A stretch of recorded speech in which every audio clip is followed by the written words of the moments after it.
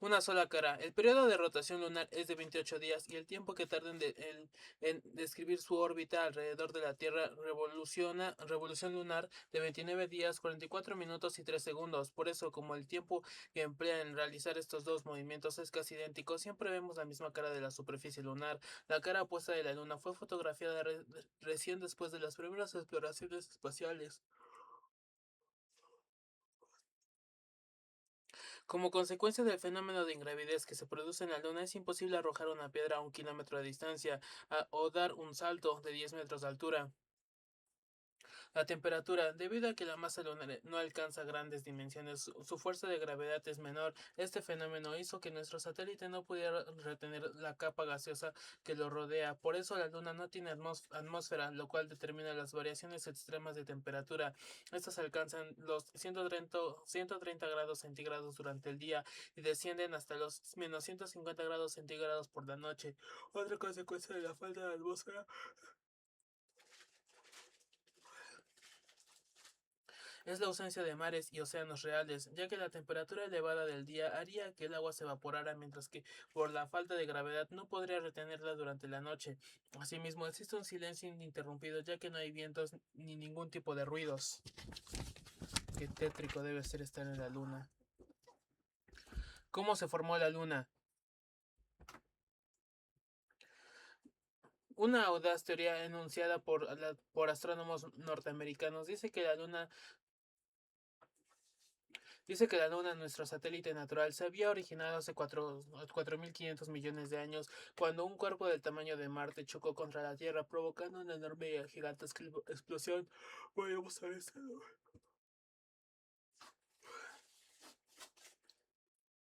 Minuto 00. Un inmenso cuerpo astral se aproxima a toda velocidad a la Tierra. Minuto 01. Se produce una colisión enorme. Minuto Minuto 06. A causa del impacto, la Tierra y el cuerpo astral se funden en uno solo. Minuto 12. Los gases provocados por el choque comienzan a elevarse. 2 horas después, la bola de vapores empieza a rotar alrededor de la Tierra. Un logro para la humanidad. 1969. El hombre llega a la Luna.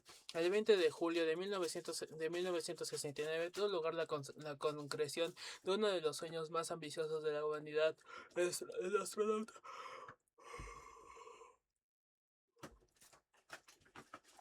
El astronauta estadounidense Neil A. Armstrong, tripulante del Apolo 11, logró pisar por primera vez en la historia de la superficie de la Luna, en el llamado Mar de la Tranquilidad. Una multitud de personas fue testigo del extraordinario evento, observándolo en directo por televisión. Soluciones a los problemas técnicos. El 16 de julio de 1969, después de la base de Cabo Kennedy, la nave Apolo 11, aunque la Luna es el astro más próximo a la Tierra, existían numerosos problemas técnicos. Por ejemplo, hasta ese momento no se había fabricado motores capaces de impulsar a un cohete que transportara hombres y material a la Luna. Por esta razón, tuvo que diseñarse una nave compuesta por varias fases. Una vez que cada fase daba por cumplida su función, era desechada. La primera fase daba a la nave la velocidad necesaria para escapar de la atracción terrestre, después lo cual se desprendía caía en forma de restos incandescentes.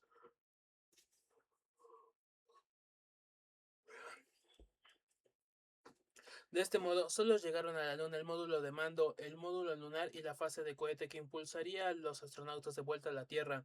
El sueño se hizo realidad. El 20 de julio de 1969, el módulo lunar Eagle Águila, tripulado por los astronautas Neil Armstrong y Edwin Aldrin, se pasó en una zona próxima al Mar de la Tranquilidad. Armstrong descendió del módulo y pisó, por primera vez en la historia de la humanidad, la superficie de la Luna. Mientras tanto, Michael Collins continuaba en órbita lunar en el módulo de mando. Armstrong y Aldrin permanecieron en la superficie lunar alrededor de 21 horas, de las cuales 2 horas 40 minutos las dedicaron a actividades fuera del módulo. Recogieron unos 30 kilogramos de piedras y muestras que se distribuyeron entre los científicos de todo el mundo como material de estudio. Tomaron fotografías y dejaron instalados sismógrafos, anemógrafos para medir los vientos solares y cámaras de televisión. Los astronautas emprendieron el regreso y el 24 de julio cayeron en el Océano Pacífico.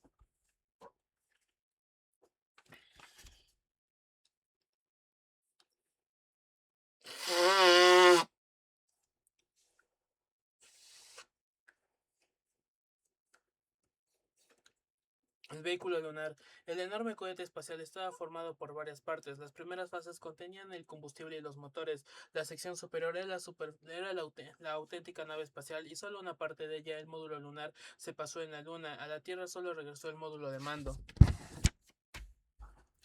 Las fases de la Luna. La Luna realiza sus tres movimientos en forma sincronizada a lo largo de los recorridos. Su imagen presenta varias transformaciones que se denominan fases. Estas se hallan determinadas por la posición del Sol y de la Tierra en cada momento. Así es como podemos ver brillar distintas partes de la Luna, pero no porque tenga luz propia, sino porque refleja la del Sol. Veo, ¿qué ves? La Luna es un astro que no tiene luz propia, sin embargo, brilla porque refleja la luz del Sol. Debido a sus desplazamientos sincronizados, rotación, traslación y revolución, la mitad iluminada por el astro rey es siempre la misma, solo que desde la Tierra vemos a veces una porción más amplia y en otras se torna casi invisible. Entonces los cambios o fases lunares son cuatro y están determinados por la posición de los tres cuerpos celestes, la Tierra, la Luna y el Sol. Luna nueva. Se produce cuando la Luna se encuentra en conjunción con el Sol. En este momento su cara visible permanece oculta y por eso no puede ser vista desde la Tierra. Cuarto creciente. Días más tarde, la luna comienza a correrse del trayecto que la alineaba con el Sol. En ese momento, los rayos solares comienzan a iluminar parte del disco lunar y es posible observar cómo va creciendo la superficie brillante. Después de 6 días, una mitad del círculo aparece iluminado, mientras que la otra permanece en la oscuridad. Podemos observar la luna con forma de media luna, luna llena. La luna sigue creciendo a medida que se va alejando del sol. Cuando llega al lado opuesto, los rayos solares se reflejan en toda la superficie lunar, iluminando el círculo completo. Cuarto menguante. Siguiendo su recorrido, la luna se vuelve a acercar al sol, pero desde el lado opuesto, por lo tanto, su mitad iluminada será la contraria a la del cuarto creciente. 7 días después, el ciclo vuelve a comenzar.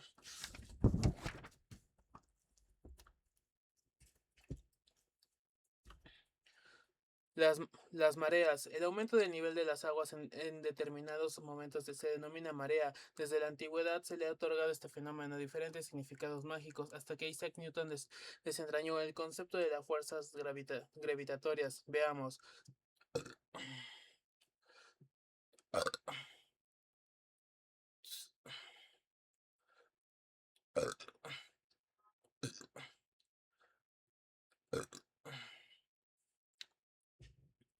La atracción de las aguas. Las fuerzas de atracción gravitatorias que ejercen al mismo tiempo el Sol y la Luna provocan el desplazamiento de las masas líquidas de la Tierra. Sin embargo, debido a que la distancia que separa a nuestro planeta de la Luna es menor que la que nos aleja del Sol, y aunque la fuerza de gravedad lunar sea inferior, esta influye de manera más fuerte sobre las aguas terrestres que la del Sol. Esa fuerza origina las mareas y produce dos ascensos, pleamar, flujo o altamar, y dos descensos, bajamar o reflujo, cada 24 horas y 50 minutos.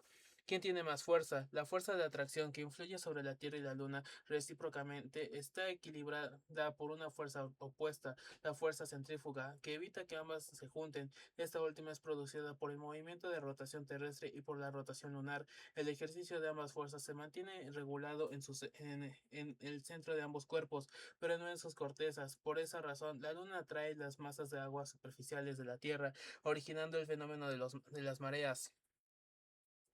Cuando la Luna y el Sol están en conjunción a un lado de la Tierra, sus fuerzas de gravedad se unen y producen las mareas vivas, que provocan desplazamientos hídricos de gran intensidad. Las mareas vivas son mucho más notorias porque se producen cuando el Sol y la Luna están situados en línea recta y atraen en el mismo sentido. Cuando el Sol y la Luna se ubican formando un ángulo recto, sus atracciones tienden a anularse. Por ello es que la marea se hace menos evidente, es la marea muerta.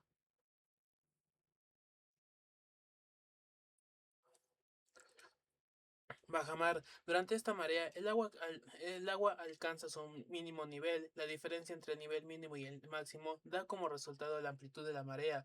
Las mareas muertas. Cuando la luna se encuentra en cuarto menguante o en cuarto creciente, la fuerza de atracción del sol, que es más poderosa, hace que disminuya el efecto de la fuerza lunar, que provoca mareas de menor amplitud, llamadas mareas muertas. Pleamar es la marea durante la cual el agua llega a su máximo nivel. Se produce porque las masas de agua más cercanas a la Luna son atraídas por ella.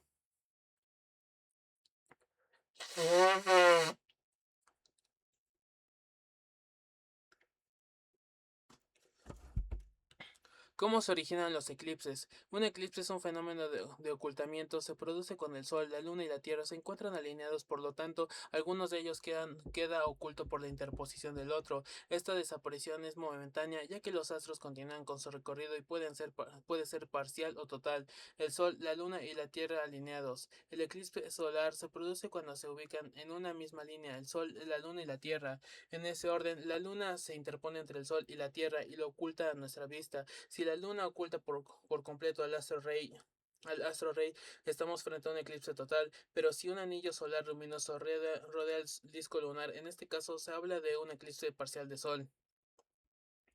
Cuestión de tamaño. Cuando se produce un eclipse solar parece que la luna fuera más grande o igual que el sol. Sin embargo, sabemos que nuestro satélite es 400 veces menor que aquel.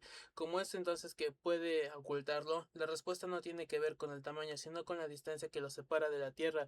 Mientras que la luna se halla a casi 380.000 kilómetros de la superficie terrestre, el sol se está 400 veces más lejos. Según como se lo mire, en los eclipses solares, la sombra de la luna que cae sobre la Tierra, sin embargo, la oscuridad no es uniforme. Se pueden diferenciar dos zonas de sombra, una central muy oscura que ocupa una parte pequeña de la superficie terrestre y otra más clara, llamada penumbra, que se extiende por casi toda la Tierra. Según donde se ubique el observador, podrá percibir si está en la sombra un eclipse total de Sol y si está en la penumbra un eclipse parcial.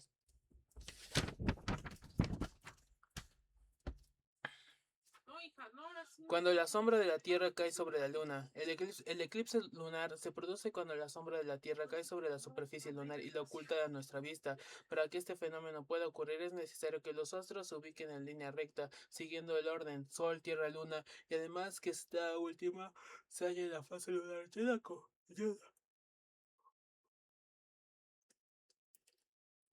fase luna llena. Como la superficie terrestre es mayor que la lunar, es más probable que el eclipse sea total, pero cuando la línea que forma el Sol, la Tierra y la Luna no es perfecto, el eclipse será parcial.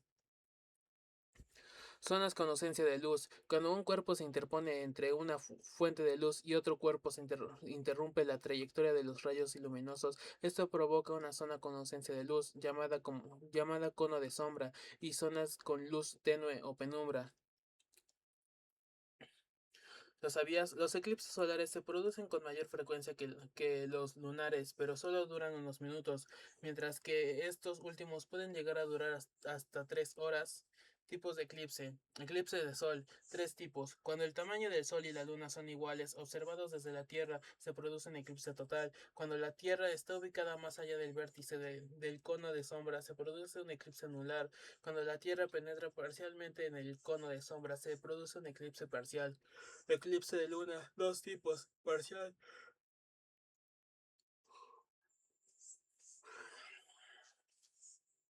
Parcial, el Sol, la Tierra y la Luna no se ubican en una línea recta perfecta. Total, el Sol, la Tierra y la Luna están alineados en una línea recta perfecta. Nunca he visto un eclipse bien hecho.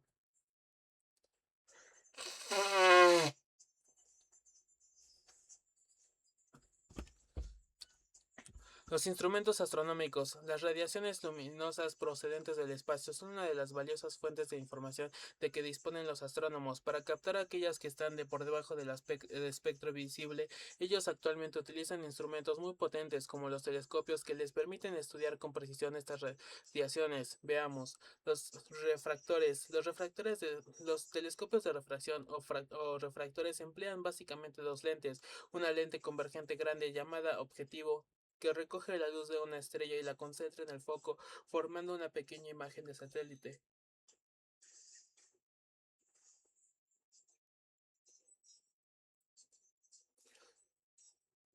¿Qué es un telescopio? Básicamente es un instrumento óptico que sirve para captar la luz de una estrella, enfocarla en un plano determinado, llamado plano focal o foco, y tomar una imagen ampliada, ya sea por refracción mediante lentes en el caso de las refracciones, o por reflexión mediante espejos en el caso de los refractores. Una lente convergente menor, llamada ocular, que amplía la imagen mediante el fenómeno de refracción, de donde provienen el nombre de refractores. Estos telescopios usados comúnmente por astrónomos aficionados no satisfacen a los astrónomos profesionales debido a la devastación.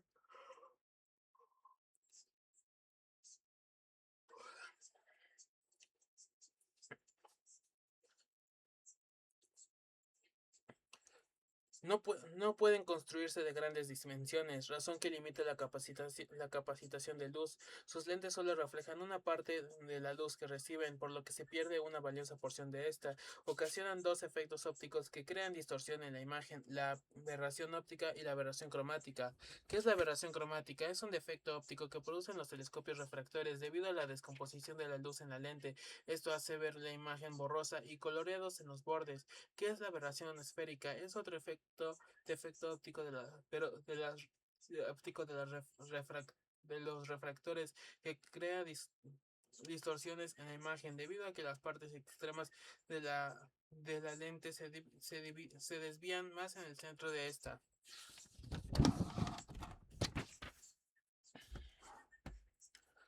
Los primeros telescopios. Hacia 1608, el óptico holandés Hans Lippershey inventó el primer telescopio. Un año después, el astrónomo italiano Galileo Galilei tuvo noticias del gran invento. Hombre apasionado, no tardó mucho en concebir su propio telescopio, dotado de dos lentes, una convexa y otra cóncava. Si bien este telescopio era muy débil comparado con los actuales,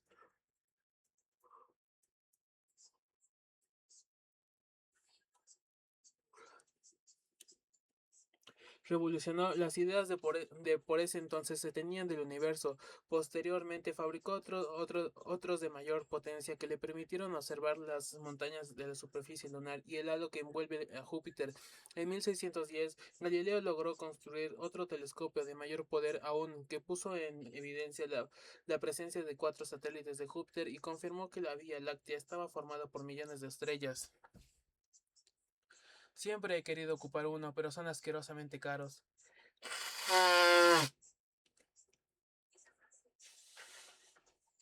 Caros, caros, caros a más no poder.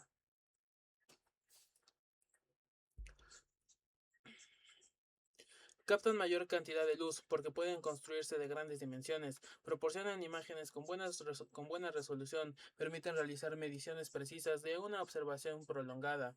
El primer telescopio de reflexión fue construido en 1671 por Isaac Newton. El mayor telescopio que funciona en la actualidad se ubica en el Monte Palomar, California, Estados Unidos. Posee un reflector de 5,1 metros. La observación fotográfica. Para la astronomía también ha resultado fundamental la observación fotográfica complementada por el telescopio. En tal caso, el ojo del observador se sustituye por una placa que se coloca en la posición correspondiente al ocular y sobre ella se enfoca la imagen del telescopio. Se consiguen así imágenes muy profundas y con gran resolución. En este aspecto se desata la cámara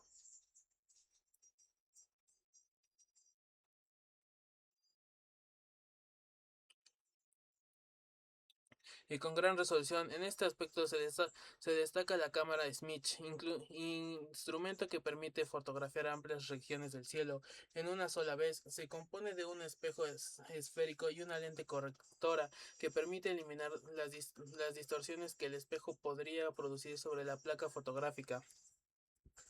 Los detectores de estado sólido. Estos detectores están sustituyendo actualmente a las placas fotográficas que facilitan el estudio de elementos especiales de los que antes casi no existía información terrestre. La ventaja de ser lineales, capacidad que les permite almacenar información en forma proporcional al número de fotones que reciben.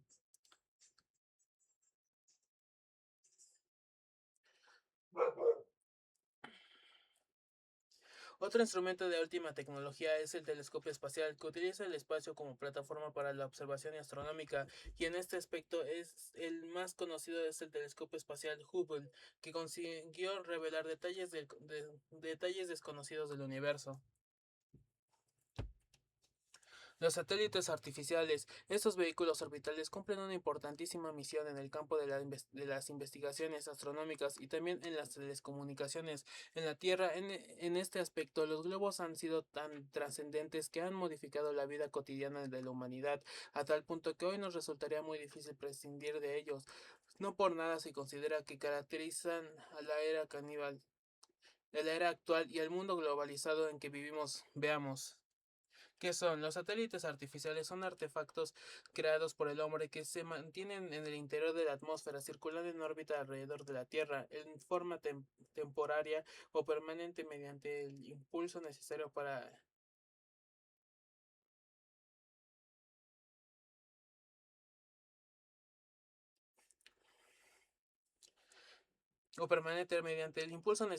ello proporcionando por un proyectil a propulsión, puede ser tripulados o automáticos.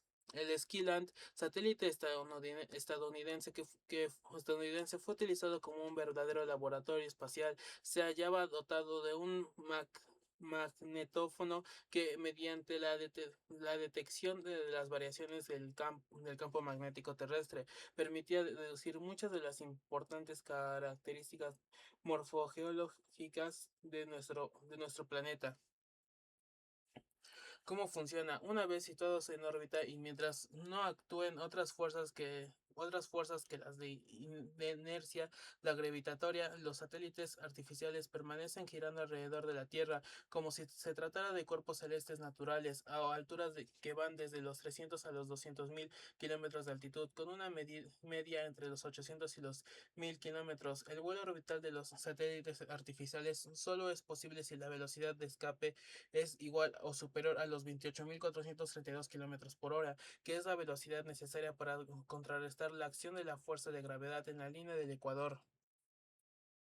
¿Qué es la velocidad de escape? Es la velocidad mínima que una nave espacial necesita si continúa viajando alrededor de la Tierra para no regresar nunca. Debido a la atracción gravitatoria de la Tierra, la nave espacial disminuirá su velocidad a medida que se aleje, y para llegar a algún planeta, las sondas interplanetarias son lanzadas a mucha mayor velocidad que las naves que las que la mayor velocidad que la nave, velocidad hiperbólica. Creo que eran 25 o 22 Mach lo que se necesita para salir de la atmósfera. ¿Qué servicios nos brindan? A partir de 1957, año en que fue puesto en órbita el Sputnik 1, primer satélite artificial del mundo, los satélites artificiales han brindado valiosísimos servicios a la humanidad. Entre ellos, se ha conseguido determinar la forma exacta de la Tierra y su campo gravitatorio. Pudieron estudiarse los meteoritos y micrometeoritos. Sirvieron para medir la radiación que llegaron a la Tierra desde el espacio exterior como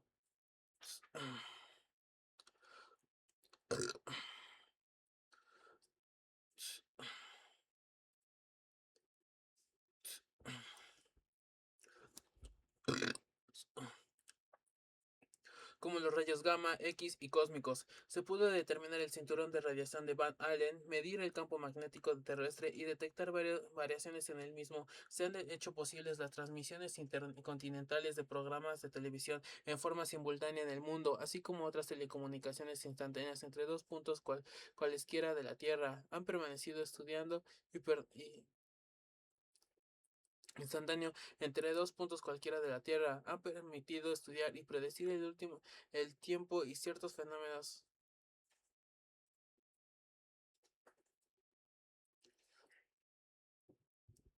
han permitido estudiar y predecir el tiempo y ciertos fenómenos atmosféricos como los tifones, los huracanes o los tornados. Desde ellos se emiten señales que permiten a los tripulantes de barcos, aviones conocer su situación, permiten la obtención de imágenes satelitales de la Tierra a una altura cada vez mayor, que brindan información específica sobre el paisaje terrestre, el estado del tiempo y de los cultivos, la existencia de recursos minerales, el desplazamiento de las corrientes marinas y muchos otros datos valiosos. Brindan datos inéditos que amplian el conocimiento científico sobre los componentes del universo, lo cual nos permite conocer cada día más sobre nuestros sistemas forenses.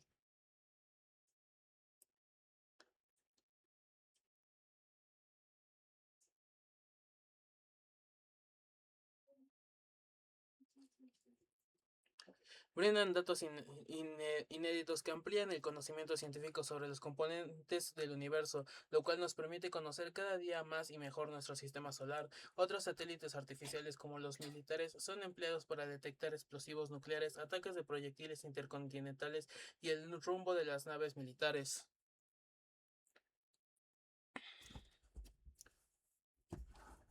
Landsat, un gigante. El satélite Landsat está capacitado para dar 14 vueltas alrededor de la Tierra en un día y cada 25 segundos explorar una superficie terrestre de 34.250 kilómetros cúbicos. Está constituido por un espejo que recibe y enfoca la radiación reflejada emitida por los cuerpos y elementos que forman la superficie terrestre, la cual es captada posteriormente por un detector que mide dicha radiación en unidades de voltaje. Luego, una unidad electrónica transforma el tipo de voltaje obtenido en otro tipo de mensaje, números dígitos, que se transmiten mediante radiofrecuencia y que será captado por una antena receptora. Finalmente, este mensaje es transformado por una computadora bajo la forma de números binarios. A cada uno de ellos se les asigna un color que aparecerá en la pantalla. De esta forma, por medio de las diferentes coloraciones, se pueden saber el índice de crecimiento de un cultivo, localizar los avances de la desertificación, el aluvionamiento producido por los ríos, la presencia de yacimientos minerales, la formación de tormentas, la evolución de los glaciares, la reducción de la capa de ozono, etcétera. ¿Qué son las ondas interplanetarias? Se asemejan a los satélites, pero están dotados de un instrumento más sofisticado. Mediante su viaje a través del espacio permitieron descubrir la infinidad de características de los planetas. La primera sonda espacial interplanetaria que estuvo a éxito, excluyendo las ondas de la Luna a la Luna, fue la nave estadounidense Mariner 2, lanzada el 17 de agosto de 1962, que pasó a 35.000 kilómetros de agosto de 1962, que pasó a 35.000 kilómetros de planeta Venus. El 14 de diciembre de ese año, esta sonda envió una detallada información acerca de las condiciones de aquel planeta. Otras sondas enviaba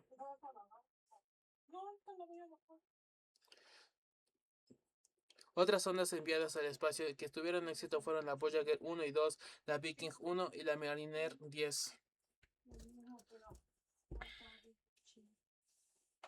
Primeros datos de Júpiter enviados por la sonda Galileo. La sonda Galileo está provista de una cámara de imágenes y otros instrumentos científicos altamente sofisticados que han hecho posible descubrir la composición de la atmósfera de Júpiter y otros datos inéditos del planeta. La atmósfera de Júpiter es mucho más seca y densa de lo que se creía. Este es uno de los primeros resultados de la misión Galileo al gigantesco planeta, que comenzó a aportar datos inéditos y sorprendentes. Hola, madre. Sorprendentes desde finales de enero de 1996, las mediciones realizadas por la sonda que la nave Galileo había liberado sobre Júpiter el mes anterior, primeras observaciones directas del interior de uno de los grandes planetas exteriores gaseosos, confirmaron también la presencia de agua en cantidades mucho menos importantes que lo que se pensaba. La sonda penetró nubes de agua, helio, oxígeno y nitrógeno y confrontó vientos huracanados de hasta 350 kilómetros por hora, así como violentas tormentas eléctricas. Mantuvo comunicación con la Tierra durante 57 minutos antes de quedar destruida por la presión extrema y las altas temperaturas. Los datos mostraron que Júpiter tiene aproximadamente la misma cantidad de oxígeno en forma de moléculas de agua que el Sol. El nivel de helio encontrado fue la mitad del que existe en la atmósfera solar y no igual como se pensaba. Algunos científicos especulan que el agua y el hielo faltantes tal vez se encuentren concentrados cerca del núcleo del planeta. Las sondas interplanetarias tienen similitud con los satélites, pero están provistos de instrumentos más sofisticados. Y el agua encontrado fue la mitad de que existen en la atmósfera solar y no igual. como se pensaba. Algunos científicos especulan que el agua y el hielo faltantes tal vez se encuentran concentrados cerca del núcleo del planeta. Las ondas interplanetarias tienen similitudes con los satélites, pero están provistos de instrumentos más sofisticados. Gracias a las exploraciones que realizan, hemos podido acceder a información sorprendente de los planetas.